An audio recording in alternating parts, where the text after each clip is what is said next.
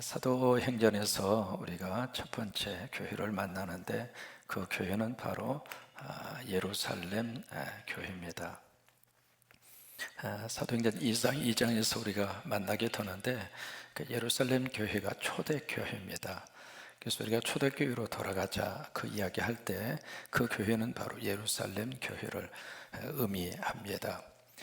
사도행전 2장에서 다락방에 성령의 불같은 역사 강화가 임한 다음에 그 현장에 있었던 120명을 중심으로 예루살렘에 세워진 교회가 예루살렘 교회입니다. 이 교회의 구성 멤버는 유대인들이 구성 멤버로 조직이 되어져 있었고 그 사이에 핵심에 있었던 분들이 바로 12 사도들입니다. 오늘 성경은 두 번째 세워진 교회를 우리가 만나게 되는데 바로 그 교회가 바로 안디옥이라고 하는 교회입니다. 오늘 성경은 세 가지 메시지를 담고 있습니다. 과연 이 안디옥 교회가 어떻게 세워지게 됐는가? 그 다음에 두 번째로 오늘 성경에서 누구를 만나느냐면 바나바라고 하는 사역자를 우리가 만나게 되고, 두 번째로 누구를 만나느냐면 사울이라고 하는 분을 만나게 됩니다. 오늘 성경이 이 세 가지의 내용을 담고 있습니다. 과연 이 안디옥 교회, 이 안디옥이라고 하는 이 장소가 두 군데가 있습니다. 성경에 시리아, 수리아라고 하는 지역에 안디옥이 있고, 또 하나 피시디아라고 하는 지역에 안디옥이 있습니다. 오늘 성경에서 말씀하시는 안디옥은 바로 수리아 지역에 있었던 안디옥이거든요. 그 지역에 어떻게 돼서 이 안디옥 교회가 세워지게 됐는가? 오늘 19절 말씀부터 그 내용을 우리에게 설명을 하고 있습니다. 19절에 보시면은 거기에 지명이 세 군데의 지명이 나옵니다.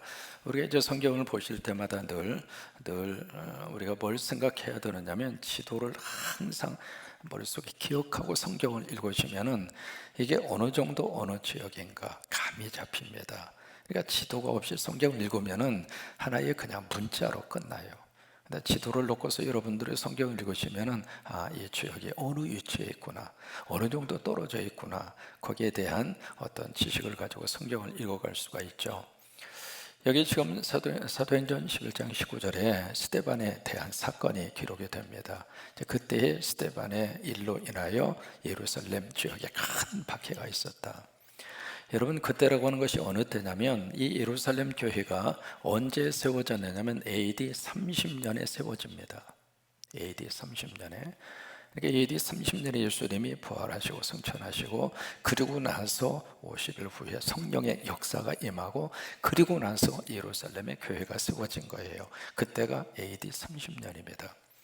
그리고 3년 후에 33년에 무슨 일이 발생을 하느냐면 그 유명한 사도행전 7장의 사건이 AD 33년에 일어나게 됩니다. 스데반의 순교회 사건이죠.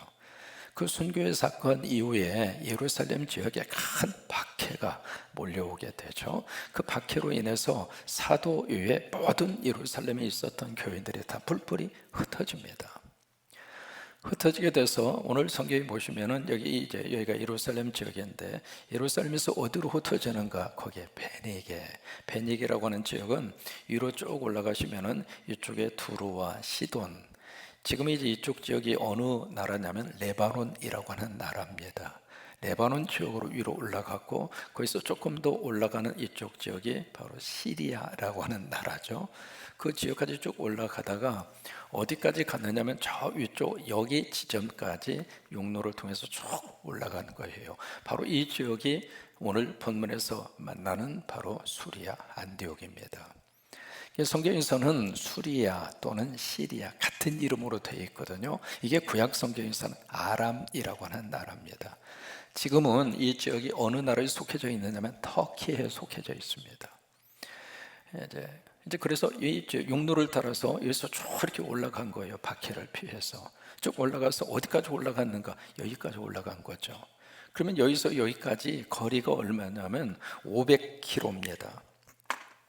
그러니까 간단한 거리가 아니었습니다. 500km를 쭉 걸어서 박해를 피해서 위로 용로를 타고 쭉 올라가서 여기 안디옥이라고 하는 지역까지 올라간, 그러니까 베니게 이쪽 지역에 있었던 사람이 있고, 더 올라가서 안디옥 지역까지 피해서 올라간 사람이 있고, 그 다음에 또 하나의 지역이 나오죠. 여기 구브로라고 하는 섬이 있습니다. 이 섬이 있는데 배를 타고 구브로 섬으로 이쪽으로 흩어져서 간 예루살렘 교회 교인들이 있었던 거예요. 그래서 이제 이 사람들이 흩어져서 이 안디옥까지 온 사람들이 여기서 뭘 했느냐면 거기 안디옥 지역에 살고 있었던 유대인들에게 복음을 전합니다. 이 안디옥이라는 이 지역이 그 당시에 굉장히 큰 지역이었습니다. 로마가 이제 통치하고 있었던 로마 제국, 그 전체 제국 안에서 3대 도시가 있습니다. 첫째가 바로 로마의 수도인 로마, 그 다음에 이태리의 이쪽 이집트의 알렉산드리아라고 하는 큰 도시가 있었고, 그리고 세 번째로 큰 도시가 바로 수리아 안디옥이라고 하는 이 도시입니다. 그 2000년 전에 이 도시의 인구가 50만 명이었습니다. 굉장히 큰 도시였죠. 그러다 보니까 여기 예루살렘에서 흩어진 이 교인들이 그 큰 도시를 향하여 위로 쫙 하고 올라갔던 거예요. 그래서 여기에서 바로 유대인들에게만 막 복음을 전합니다. 그게 바로 19절입니다. 근데 20절로 가서 보시면은 두 번째 부류의 사람이 나오는데, 거기에 보시면은 구레네라고 하는 도시가 나오죠. 구레네는 바로 어디냐면 쭉 이 아프리카 지역으로 내려가셔서 이쪽 즈음에 있는 도시가 구레네입니다. 여러분, 구레네 하면 생각나는 사람이 있습니다. 예수님이 십자가 지고 가실 때 억지로 십자가 진 사람이 구레네 시몬입니다. 그러면 구레네는 지금으로 말하면 리비아입니다. 아프리카 땅이에요. 그래서 이 구레네에서 쭉 해서 이제 육로를 따라서 안디옥까지 오게 되는데, 여기서 여기까지 거리가 2,500km입니다. 그래서 이제 여기서 올라온 사람이 있었고, 또 하나 이 구브로 섬에서 이쪽으로 배를 타고 온 사람들이 있었어요. 이 구브로에서 여기까지는 거리가 120km입니다. 배를 타고 온 사람들이 있었어요. 여러분, 이것을 자세히 이렇게 들여다보면 이 사람들이 어디로 지금 다 몰려들고 있느냐면 안디옥으로 몰려듭니다. 지금이나 과거나 똑같아요. 사람이 있는 곳으로 사람이 몰리게 돼 있는 거예요. 그래서 여기 이제 그 두 번째 사람들이 구레네, 바로 이 리비아 아프리카 땅에서 온 사람하고, 이 구브로 여기에서 온 사람하고, 여기 안디옥에 와서 20절에 보시면 누구에게 복음을 전하느냐면 헬라인에게도 복음을 전합니다. 여러분, 이것이 기독교 역사에서 최초로 이방인을 대상으로 선교하고 있는 거예요. 그래서 막 선교를 합니다. 선교를 하는데, 그 당시에 이 안디옥 지역에 이 인구 50만 가운데 유태인이 7분의 1을 차지하고 있었습니다. 굉장히 많은 퍼센테이지를 차지하고 있었던 거죠. 그래서 유대인들에게만 막 복음을 전하다가 두 번째 구레네하고, 그리고 구브로에서 온 사람들이 헬라인을 대상으로, 이방인을 대상으로 막 복음을 전하는데 어떤 역사가 나타나는가? 바로 21절의 역사가 나타납니다. 21절 같이 한번 읽겠습니다. 주의 손이 그들과 함께 하시며, 자 보세요. 누가 함께 하셨어요? 여러분 삶 가운데 주님의 손이 함께 하시기를 축복합니다. 주의 손이 함께 하시길 축복합니다. 그러니까 이들이 가서 막 복음을 전하는데 누가 함께 하셨는가? 주님의 손이 함께 하셨어요.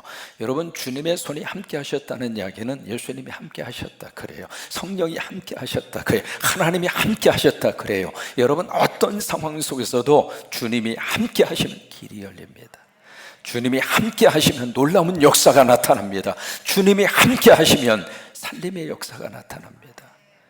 그러니까 여기 예루살렘 교회에서 다 박해 때문에 뿔뿔이 다 고향 등지고, 살던 땅 등지고, 직업 다 등지고, 뿔뿔이 다 흩어진 사람들이다.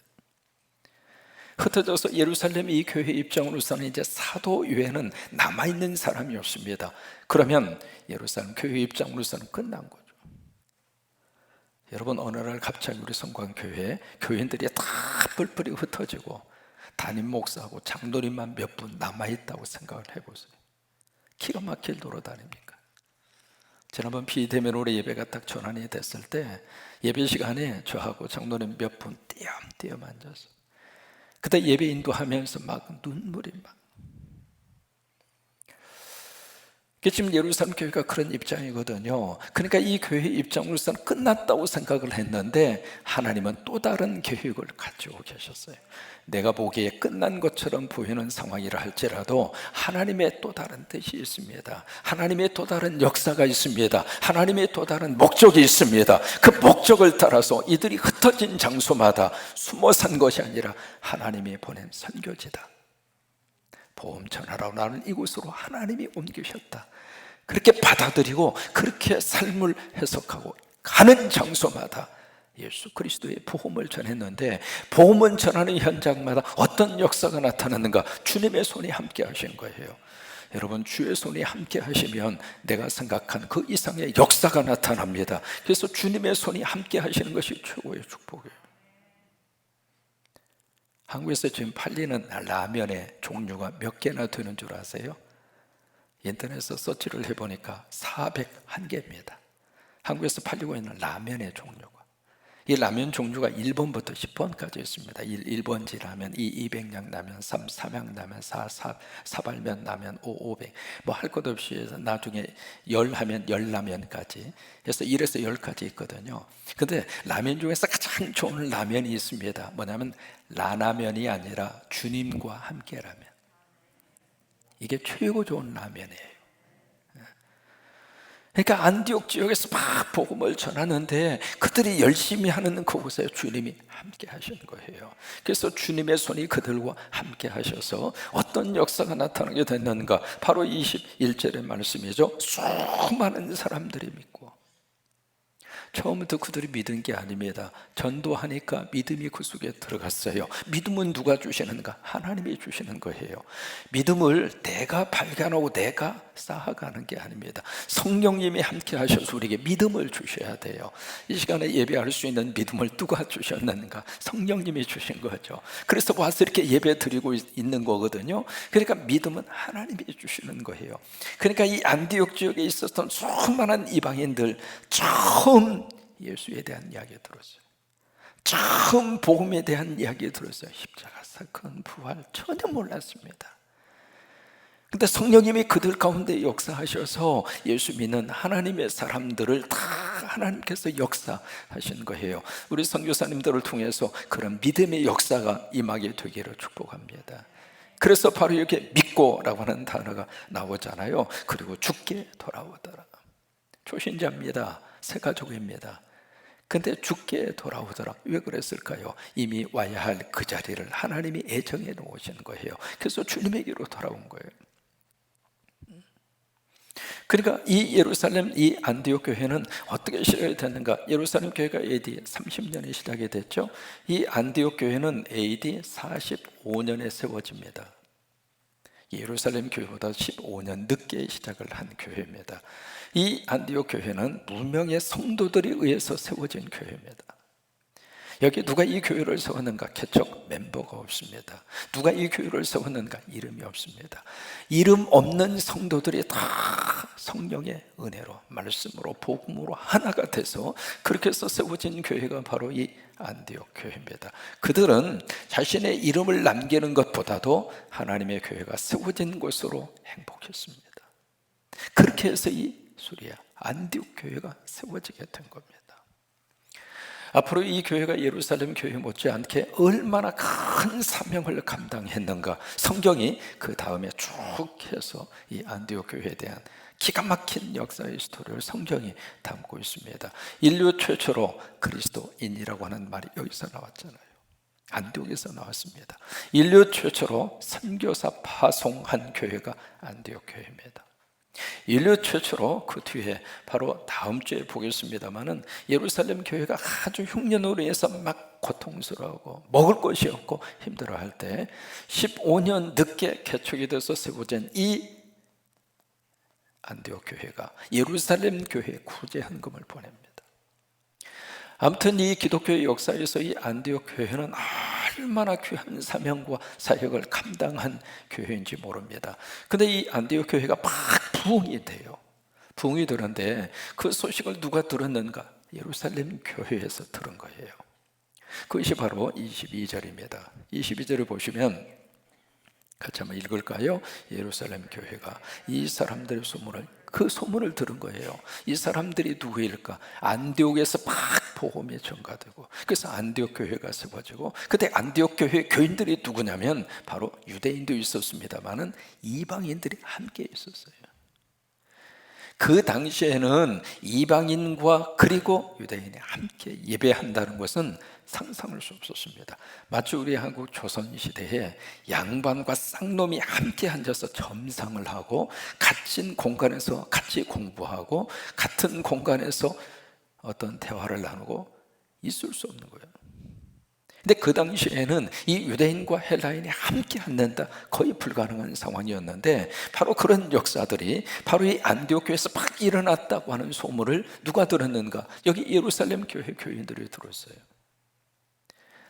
여러분, 그 소문은 안디옥 교회 교인들이 낸 게 아닙니다. 소문이 난 거예요. 소문을 일부러 낸 것이 아니라 소문이 거기까지 들려지게 된 거예요.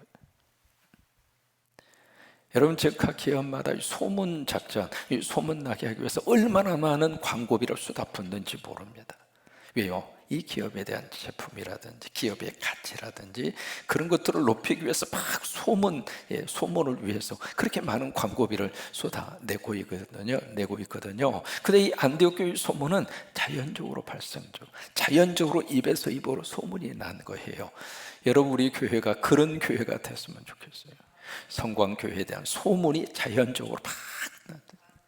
성광교회 가면은 하나님께서 기뻐하는 사역을 많이 감당하더라. 성광교회 교인들은 참 헌신적이더라. 성광교회 교인들은 하나님의 은혜 가운데 살더라. 아멘 할 때까지 성광교회에 가면 하나님께서 믿음의 역사로 우리를 이렇게 세워주시더라. 이게요, 자꾸 소문이 나는 거예요. 우리가 일부러 소문을 낼 수도 있습니다만은 주변에서 소문이 날 수 있도록 그렇게 역사가 나타나는데, 바로 이 안디옥 교회 소문이 바로 500km 떨어진 예루살렘까지 그 소문이 난 거예요. 그래서 그 소문을 듣고 예루살렘 교회에서 무엇을 결정하느냐면 안디옥 교회의 제1대 초대 담임 목사님을 파송합니다. 그 담임 목사님을 파송하는데, 그 담임 목사님으로 파송받은 분이 22절에 보시면 누구냐면 바나바예요. 이 바나바라고 하는 분이 안디옥 교회 제1대 초대 담임 목사로 그렇게 해서 안디옥 교회로 파송을 받습니다. 근데 이 바나바라고 하는 사람을 우리가 맨 처음 어디서 만나느냐면 사도행전 4장입니다. 사도행전 4장 36절 37절을 보시면, 그래서 처음으로 바나바를 만나요. 이 바나바가 어디 출신인가? 구브로 이 섬 출신이에요. 이 섬 출신이거든요. 그리고 레위 족속이에요. 그리고 원래 이름은 요셉이에요. 근데 이 사람의 별명이 바나바예요. 그래서 그 별명을 사도들이 지어준 겁니다. 근데 그 별명의 뜻이 바로 뭐냐면은 위로의 아들이라고 하는 뜻이에요. 여러분, 위로라고 하는 것은 위로에 대한 사역을 강력하게 일으키시는 분이 누구냐면 성령님이세요. 그러니까 이 바나바 속에 뭐가 충만한가? 성령이 충만했던 거예요. 그러니까 원래 이 바나바는 사도가 아닙니다. 평신도입니다. 평신도인데 얼마나 헌신적으로 하나님의 교회를 그리고 주회를 그렇게 감당했어요. 그래서 이제 그의 이름을 별명이 바나바라, 그 이름이 붙을 정도로. 근데 이 헌신도 이 평신도 사역자를 이 안디옥 교회 초대 일대 담임 목사로 파송을 합니다. 그럼 왜 바나바를 파송했을까? 여러분, 앞에 19절부터 쭉 이렇게 보시면서요, 여기에 구보로라고 하는 말이 2번 나옵니다. 그렇죠? 그러면 이 안디옥 교회를 세우는 주체적인 분들이 어디 출신이냐면 구브로 출신이에요. 그리고 바나바의 고향이 어디예요? 구브로예요. 좀 매치가 드세요? 그렇게 해서 일대 담임 목사를 바나바를 그쪽으로 파송을 한 거예요. 파송을 했는데 이 담임 목사님이 딱 가서 보니까 23절에 무슨 역사가 나타나고 있는가? 23절 같이 있습니다. 그가 이르러 하나님의 은혜를 보고 기뻐하여. 자, 보세요. 딱 가서 보니까 바로 이 안디옥 교회에 뭐가 있었어요? 하나님의 은혜가 있었어요. 2015년 9월 1일 제가 처음으로 이 강대상에 섰습니다. 새벽이었어요. 기대가 됐습니다. 성광교회 교인들의 새벽에 담임 목사 처음으로 만나는 시간인데 얼마나 오실까? 기대하는 마음으로 제가 이 강대상에 탁 서서 너무 감사했습니다. 그 새벽에 성광교회 교인들이 아래 2층으로 꽉 차 있는 거예요. 내 마음속에 무슨 마음이 든 줄 알아요? 우리 성광교회에 은혜가 있구나. 성광교회에 새벽의 영성이 있구나. 성광교회 속에 새벽의 복을 받을 만한 성도들이 많구나. 저는 목회하면서 새벽에 주시는 하나님의 축복과 은혜를 너무 많이 체험했어요. 여러분, 새벽만 붙들고 살면 하나님이 우리 인생을 다 정리시켜 주십니다. 새벽만 붙들고 살면 어렵고 힘든 고비도 다 넘어갈 수 있습니다. 새벽만 붙들고 살면 자녀들의 미래 하나님이 책임져 주십니다. 새벽을 붙들고 살면 하나님이 우리 가정 지켜주십니다. 저는 그것을 너무 많이 경험했습니다. 그래서 그 새벽에 나온 성도들을 보면서 야, 우리 성광교회 안에 은혜가 있구나. 일대 담임 목사 바나바가 딱 가서 보니까 그런 하나님의 은혜가 있는 거예요, 안디옥 교회에. 그래서 그 은혜가 있는 것을 보고 이 바나바 담임 목사님이 너무 기뻐했어요. 그리고 23절이 그러잖아요, 기뻐했다. 그러면서 그 다음에 이 담임 목사님이 그들에게 메시지를 전하는데 메시지의 가장 중요한 핵심이 23절에 기록이 되어 있습니다. 뭐라고 메시지를 전하는가? 굳건한 마음으로 주와 함께 머물러 있어라. 따라서 한번 해보실까요? 굳건한 마음으로. 크게 하십니다. 굳건한 마음으로 주와 함께 머물러 있으라. 다시 한번 해보실까요? 굳건한 마음으로 주와 함께 머물러 있어라. 이게 바나바 담임 목사님의 설교 핵심이에요. 이 메시지를 한두 번 전하고 끝난 게 아닙니다. 기회가 있을 때마다 굳건한 마음으로. 여러분, 굳건한 마음이라고 하는 것은 확고한 뜻을 정하여 그런 마음이잖아요. 영어로는 with all your heart, 너희의 모든 마음을 다 쏟아부어서 그 이야기거든요. 그러니까 거기에 온전히 모든 것을 다 쏟아부어서 어떤 일이 있어도 흔들리지 마. 세상은 요동치고 예수 믿지 못하게끔 얼마나 많은 사람들이 방해를 하고, 그 당시에는 더 그랬잖아요. 여러분, 지금 그 수리아 안디옥 지금 터키 지역이거든요. 터키 지역인데 이 터키 이 지역 바로 이곳에 가서 여러분들이 가서 보시면 뭘 볼 수 있느냐면 동굴 교회를 볼 수 있습니다. 그 당시에는 이런 교회당이 없었어요. 전부 다 케이브 처치라고 그래가지고 다 동굴입니다. 동굴 속에 들어가서 거기서 예배드렸어요. 환경 자체가 좋은 환경이 절대로 아닙니다. 이런 지상교회는요, 동굴에서 지상으로 올라온 다음에 교회당이 건축이 된 겁니다. 여러분, 왜 교회들이 돔 형식으로 지붕을 씌우는가 궁금하잖아요.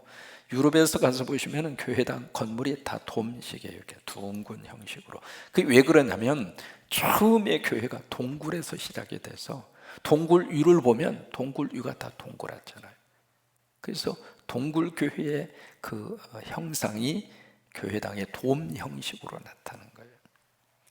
그러니까 이 바나바 목사님이 그들에게 가서 어떤 일이 있어도 굳건한 마음으로, 여러분 어떤 일이 있어도 흔들리지 마시고 그 다음에 주와 함께 꼭 거기에 머물러 있어라. 그 이야기는 뭐예요? 주님 떠나지 말라, 주님 붙잡고 살아라, 그 말이에요. 어떤 일이 있어도 예수 그리스도를 꽉 붙잡아라, 그 말입니다.